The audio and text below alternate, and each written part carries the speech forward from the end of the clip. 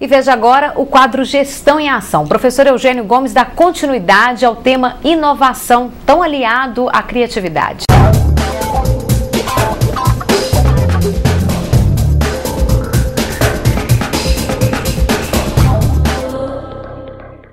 Olá, eu sou Eugênio Gomes, bem-vindo ao Gestão em Ação.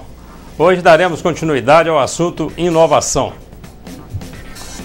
Em nosso último encontro, apresentamos a Lei da Inovação e falamos também sobre um conceito simplificado do termo, qual seja o de pensar fora da caixa, o de pensar fora do quadrado, de sair um pouco aí do nosso mundo, olhar acima dos nossos muros, dar uma olhada no ambiente e perceber o que é que nós podemos fazer na nossa vida pessoal, no nosso trabalho, na nossa empresa, para melhorar, para gerar valor para as pessoas, para gerar valor para o cliente. Lembrando que a inovação tem um princípio e esse princípio é o seguinte: se nós continuarmos fazendo aquilo que nós sempre fizemos, teremos sempre o mesmo resultado. Ou seja, a inovação pressupõe fazer algo diferente, fazer algo que gere valor para nós mesmos e para as pessoas. Nós falamos também que a criatividade ela anda muito próxima da inovação, mas que são coisas diferentes. De verdade, a criatividade é o primeiro passo para a inovação. A criatividade é o ter a ideia. A inovação é o colocar em prática, é fazer as coisas acontecerem. Vamos assistir a dois pequenos vídeos e eles falam sobre criatividade. E o primeiro vídeo, ele mostra um grupo de balé e de como o trabalho em equipe desses dançarinos conseguem criar coisas fantásticas no palco. O segundo vídeo é sobre uma propaganda e mostrando a criatividade dentro da propaganda. Eu volto com os comentários.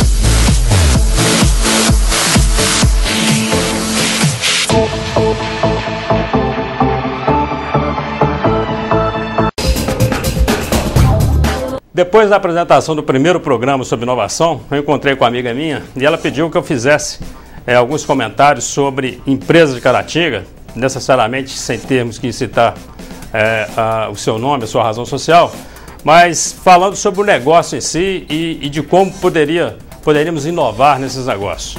Então ela pediu que eu falasse sobre a inovação em um supermercado, em consultório médico, em restaurante e em farmácia. Muito bem, atendimento então à nossa telespectadora. Vamos falar sobre uma inovação em supermercado. O que o supermercado poderia fazer inovando e gerar valor para o seu cliente? Um dos grandes problemas do supermercado é a fila. É o tempo que nós perdemos na hora de passar a mercadoria pelo caixa, fazer o pagamento. E às vezes a gente fica mais tempo na fila do supermercado do que efetivamente percorrendo as gôndolas e adquirindo as mercadorias. Nos países desenvolvidos é um sistema muito interessante. São Paulo já tem supermercado fazendo e talvez seja na hora de Caratinga começar pelo menos a fazer o teste, que é o leitor do código de barra manual.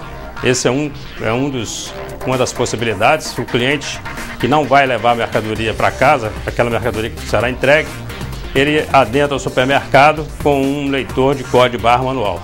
Ele vai percorrendo as gôndolas, ele mesmo registrando o produto. Terminou de fazer a compra, ele se dirige a um caixa específico e o caixa faz a leitura do seu leitor de código de barra e já lhe dá o valor da conta, ele faz o pagamento e a mercadoria ele a entrega depois. Um outro sistema, também em São Paulo já tem supermercado com esse sistema, é o carrinho que faz a leitura do preço da mercadoria. Então, na medida que o cliente vai percorrendo a gôndola e pegando a mercadoria, quando ele coloca a mercadoria no carrinho, o carrinho faz a leitura. Quando chega no caixa, não tem todo aquele trabalho de tirar a mercadoria do carrinho, colocar na esteira, passar para o leitor do caixa para fazer um pagamento.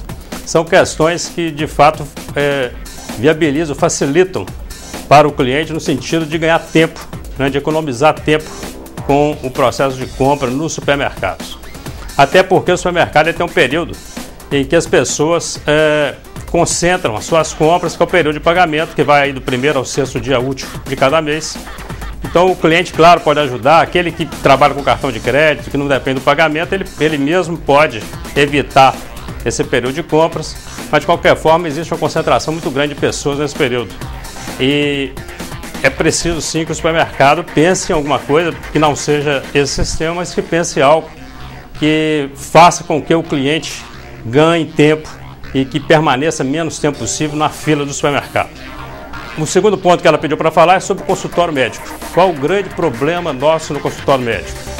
O tempo de espera.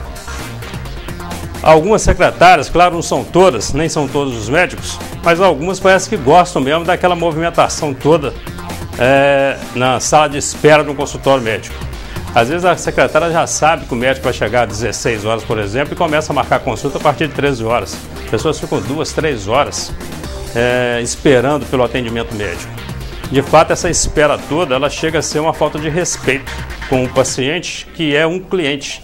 E é um cliente diferenciado porque ele está na sala de espera para certamente tratar de alguma coisa que não está lhe dando muito prazer. Nós estamos falando aí de um mal-estar qualquer, a pessoa está doente, precisa fazer um exame, está ansiosa com algum resultado, e aí fica 2, 3 horas numa sala de espera de consultório médico.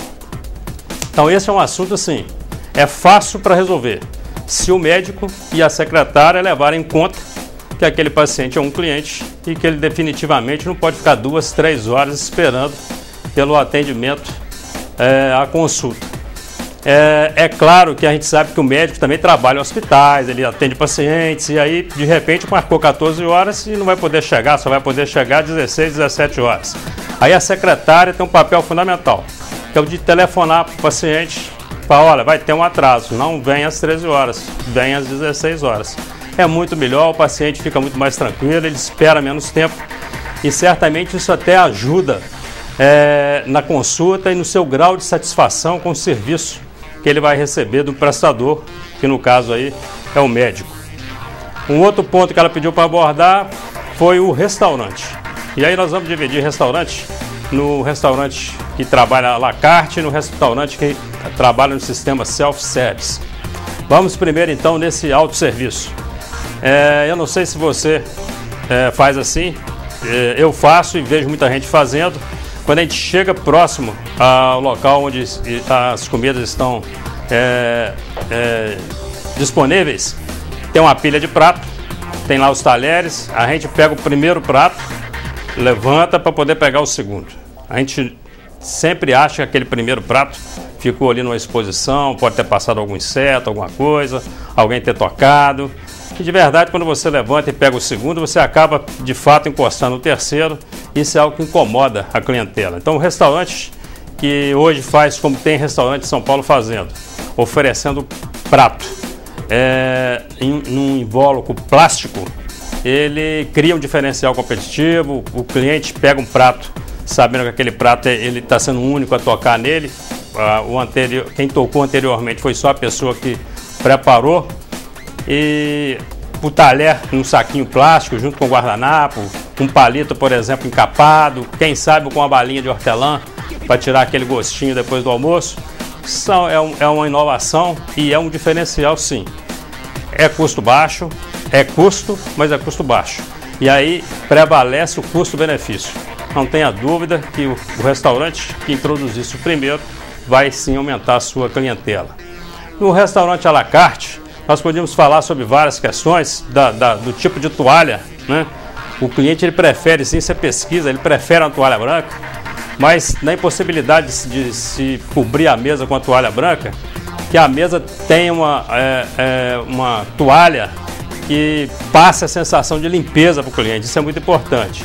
E o famoso cafezinho com a rapadura no final do almoço, que é algo assim completamente comum em Belo Horizonte, né? Nas grandes cidades de Minas Gerais, e a gente não percebe isso em Caratinga, que é a pessoa terminar de almoçar, pagou a sua conta, lá tem duas garrafas de café com açúcar e sem açúcar, tem o açúcar, tem o adoçante, ainda tem um potezinho com pedaço de rapadura ou com biscoitinho para a pessoa poder se servir como se fosse um digestivo aí após o almoço.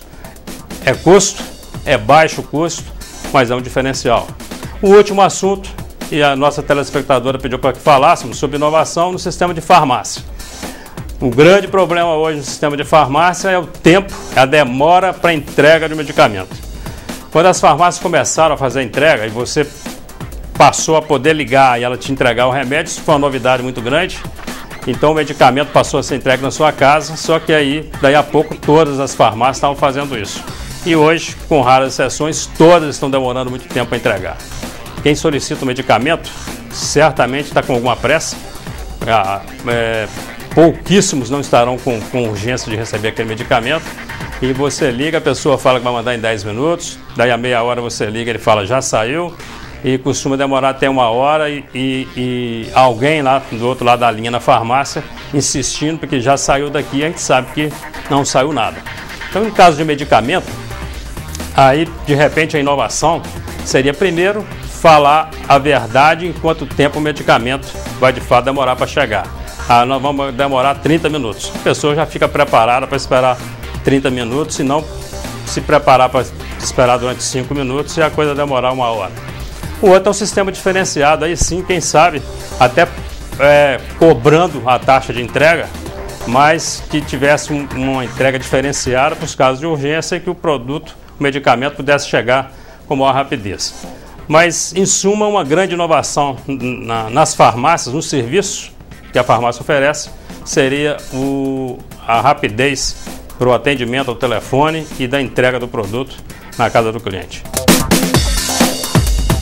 Muito bem, nós estamos então encerrando o nosso assunto, inovação. Inovar é fácil, você pode inovar fazendo coisas simples, mas que gerem de fato valor para as pessoas, valor para o cliente, que gere um diferencial competitivo para você, para a sua vida, para o seu negócio, para a sua empresa.